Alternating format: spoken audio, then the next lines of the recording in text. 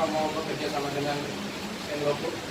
Sebelumnya teman-teman dari Jakarta Playboy, terima kasih banyak karena udah diterima ya dari sama teman-teman Senloko.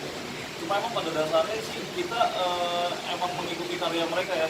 Kalau bicara era 2000-an awal gitu bla bla bla segala macam, nggak ada yang nggak tahu Senloko lah gitu. Dan buat kita sampai saat ini mereka tetap masih di jalurnya dan tetap masih keren. Jadi di sini kita ngelirik bahwa ini oke banget nih kalau bisa jalan sama mereka. Gimana caranya ya gitu. Gue ngobrol sama Reval, akhirnya Reval coba hubungin Tius, terus akhirnya terjadilah pertemuan itu.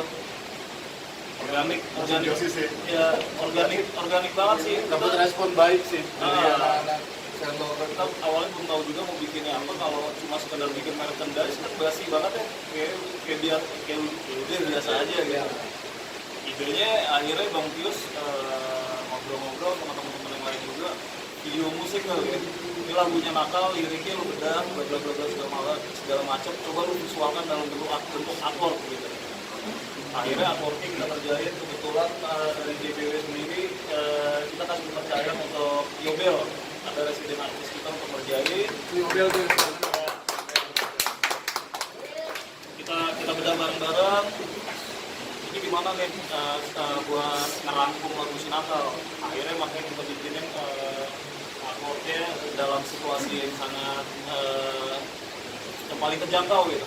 Makanya ada kamar gitu, kamar itu kan buat kita kayak sesuatu yang paling berdekatan ya, untuk kalau mau bikin apapun yang besar biasanya berangkatnya dari kamar. benar. Biasanya ya, nggak selalu gitu. Nah di situ jadi ada kacamata juga, itu kayak sudut pandang aja bagaimana orang melihatnya, gitu aja sih. Terus akhirnya dirampungnya ini lagi, dikembangin lagi sama teman-teman saya Senloko, pakai sampai terjadi kolaborasi ini. Itu mungkin dari dulu gitu ya.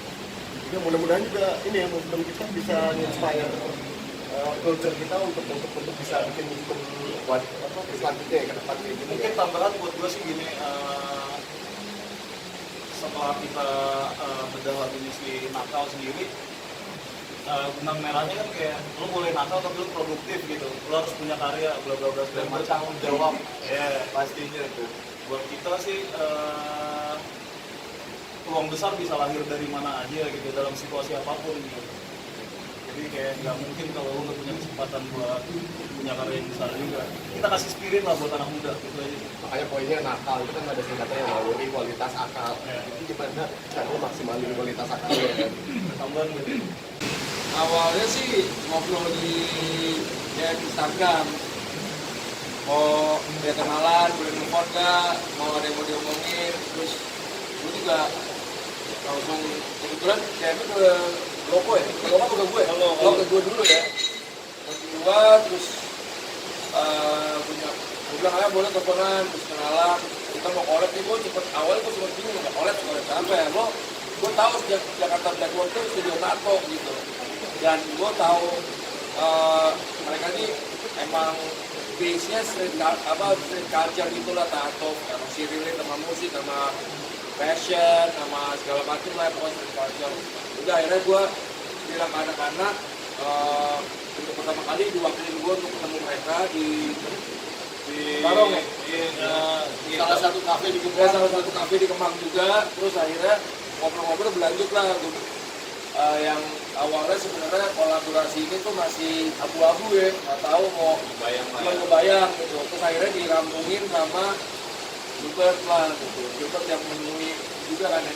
Ya, jadi sebenarnya poinnya pertama, kenapa kita mau gradasi pertama pertemanan, meskipun kita baru kenal, tapi kita udah merasa nyambung dalam artian kesukaan dan interestnya itu sama lah kurang lebih gitu. Maksudnya ya bisa dilihat sendiri kayak maksudnya kita juga penggemar tato dan segala macamnya. Tapi untuk pertama kali ketemu itu kita nggak tahu bentuk kolor semua seperti apa. Sampai akhirnya pertemuan kedua kita nongkrong bareng, kita brainstorming bareng, yang benar-benar itu tercetus organik banget, nggak yang kita planningin wah kayak gimana.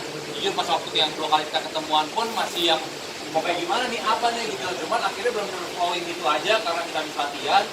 Terus pas habis latihan tuh kebetulan kita latihan benar-benar lagu nakal itu yang kita pernah rilis tahun 2018 dan kita